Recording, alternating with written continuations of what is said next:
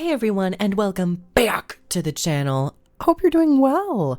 So this video, I wanted to talk a little bit about Guild Wars 2's UI. And we know, hopefully, from years upon years of playing this game, that Guild Wars 2 has a very clean and sleek UI design that leaves very little room for customization or changes. Now, at the time of 2012, it might have worked relatively well, and I mean it still does, but even looking back, having less customization options, having less say of where things are positioned, it's starting to actually settle in how little we can really adjust and change. Going into the new expansion of End of Dragons, I've noticed that the buff bar in particular has gotten quite messy. And I'm not the only one. You go to Reddit, you'll see plenty of posts about it. So in this video today, I wanted to talk about some of those buffs and also just some general comments about the UI and give you some of my suggestions with these icons, as it's starting to get a little out of hand with it going off of the screen, which when you don't have any customization options, it's very much like, well, what do you want me to do? I can't see any of my buffs. It's very distracting. But yeah, let's head on over into the game and get things started. Everyone, and welcome on to the section where we're going to get in-game and talk about all of the different buff icons in the game that I feel have really no place on the hotbar. There are other areas in which certain buff icons can be placed to just clean up this mess. And foremost, down below, of course we have boons and then there are conditions, but we don't have any conditions on ourselves quite yet. But we also have buffs. This buff section includes both combat buffs and non-combat buffs, such as enhancements, food, other effects, combining both combat and non-combat buffs, where these icons shift around so frequently, is really unhealthy for a visual experience of the UI, and it gets me tripped up so often. I'm not a fan of it, and I would love to see this be kind of trimmed down a little bit. So I would love to have the left side of the bar be a little bit more consistent and always be showing your profession-specific combat buffs. I think that would be a good first start if they don't decide to get rid of some of these buffs. But first and foremost, we actually have a festival moment. We have Memories of Home, bonus to Magic Find during the Lunar New Year. I guess this is fine. I kind of wouldn't mind if this was placed somewhere else and be like over here rather than on the buff, if this just says like your account bonus is like plus however much. Next, we have Rescue Protocol active. This is for the Jade bot. This will only pop up if you've reached the final mastery track for the Jade bot, which gives you access to the Rescue Protocol.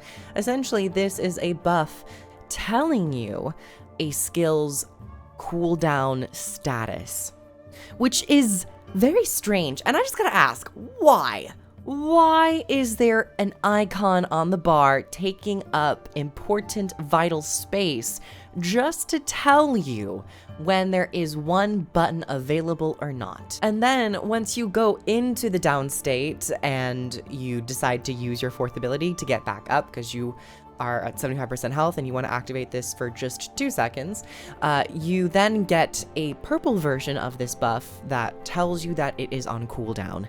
To me, this feels so unnecessary. When in the world have we ever had the need to know when one specific ability is on or off cooldown?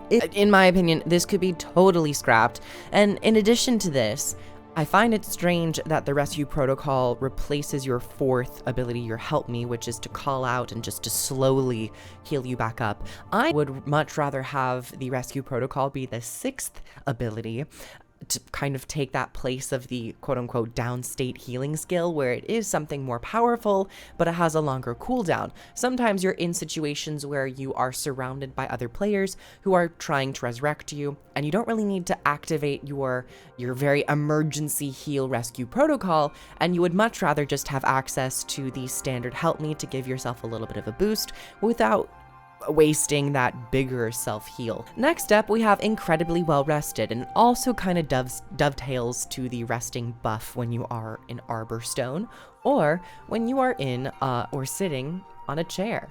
I also don't need this to be an icon. I don't need this to be a buff.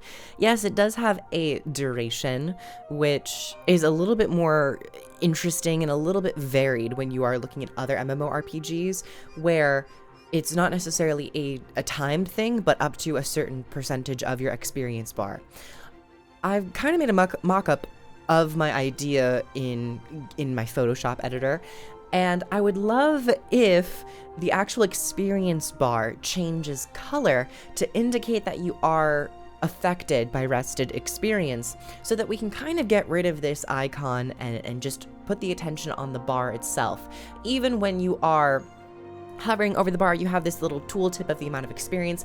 They could expand this up, add other icons to showcase how you are currently being affected with your experience. If you are currently under the effects of rested experience, or if you've taken a celebration booster or an XP booster, I think this could be the area in which they put that information, just to free up more space on here. We have Mount Energy Booster 1. This is also a Jadebot chip thing. This currently says boosts the energy recharge of your mount by 10%. I'm gonna say this. This is totally useless information when you are not mounted. Why is this taking up my bar in combat experience when you cannot mount? I think one of the possibilities would be to just have this show when you are mounted.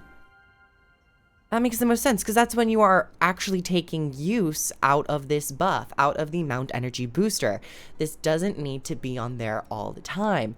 If you are mounted, perhaps it pops up on the icon above, perhaps it pops up on the left or the right. This does not need to be here at all. Very, very simple. Next up, we have something that was added more so recently than End of Dragons, and just helps continue the UI problem of the buff bar and the overall UI clutter. We have the reinforced armor, lasts for 12 hours. What type of buff is lasting half a day? At that point, just make it a permanent change. One thing that I don't really understand in the context of PvE is that this reinforced armor, hypothetically and realistically, is going to be on every one of your characters all of the time, because you click it once and you have it up for 12 hours. At some point, I'm just like, why not just make it 24 hours? Hell, why not just make it a week? And I'm getting at the core of my issue, and the core of my idea is, why not just increase the default health of all of the classes, and maybe even increase the armor of all of the classes. Make this a baseline change so that you don't have these moments of like, ugh, I forgot to hit it on this character. Let me just go click it real fast, then not have to worry about it for another day or two whenever I log back onto that character.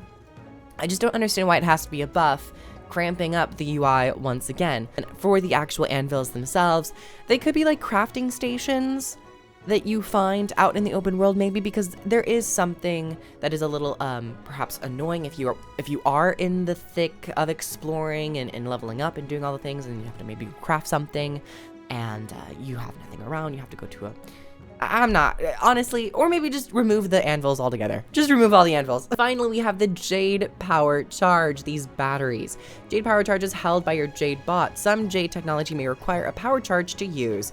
I've said this before on a stream. I really don't understand why the Jade bot needs battery charges to begin with. It is very inconsistent. Some of the traveling technologies, such as the zip lines, don't require charges, and then if you have a mastery and a chip, maybe it even gives you battery charges when you're using a zip line.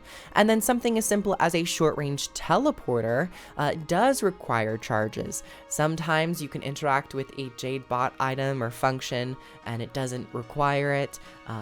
You don't need charges to utilize your rescue protocol. You need charges to open up chests that you find in the open world, which create a really stifled and jarring exploration experience, and also somewhat punishes you if you don't have any charges on your character, where you have to stop what you're doing and go find one and then go back to the chest. I really dislike the idea of the Jade bot charges. I think once you have the Jade bot, you're already doing so many other elements of leveling up your Jade bot. You are creating cores, you're getting chips, you're getting service arrays, you're doing so many other things. You're getting wardrobe options and different cosmetics for your Jade bot. I don't understand why it has to, the gameplay function of it has to be stifled and kind of cut short just because we need this random charge thing. It's also like the JBot isn't account bound and it's purely character bound. So I really believe that the battery system could be really scrapped and gotten rid of. And maybe what they could do for the batteries is kind of act like adrenal mushrooms in Cantha, where if you run over them, the Jade Bot will just automatically kind of like recharge your skills or something. Something along those lines. I really don't need the battery charges to be a thing. And not only are they a gameplay hindrance, they are a UI hindrance and a UI clutter, just because there's another blue buff on here. I know I'm a Guardian that have a lot of blue buffs, but these are different types of blue buffs that we don't want, okay? And yeah, I think there are other buff elements like the food and the nourishment system, which could perhaps be put somewhere else. Maybe like if you scroll over your health, you will see the current buffs that you have for your food and your enhancement and nourishment items. They just don't really need to be on the combat buff bar, in my opinion, as they really just serve no purpose. They serve to clutter up the window. Sometimes you're looking for a buff that you have in a raid or a strike mission and you can't really find it that easily, or even more importantly, you might be looking for a debuff or some type of attack that's going to land and there's an indicator and you're trying to search for it and it's blinking, and then there's so many things happening over here that you can't see it. The UI is so important in a game, not just visually in terms of its cleanliness and how it presents itself to the world, but also for many gameplay functions, keeping track of vital buffs for your character, class-specific buffs, but also keeping track of debuffs and enemy attacks that are going to be landing at some point. And of course, we have other topics about actually moving around certain items of the frame, like the health pool, the actual skill bar, the party frames, the squad frames, quest trackers, mini-maps, chat, all that stuff. But that is going to probably be saved for another day. There's another Reddit post already talking about it, I can assure you. Thank you everyone so very much for coming on by. I hope you enjoyed this little chit-chat about the importance of UI, and also perhaps recommendations surrounding where these certain buffs could be placed and just better organized and tailored to those specific regions. If you'd like to support me over on the Patreon, you can do so using the link down below. Also, I stream over on Twitch every other day of the week, usually, and I also have a lovely Twitter. I shall see you all in the next video. Thank you so much for coming on by, and I'll catch you later. Bye!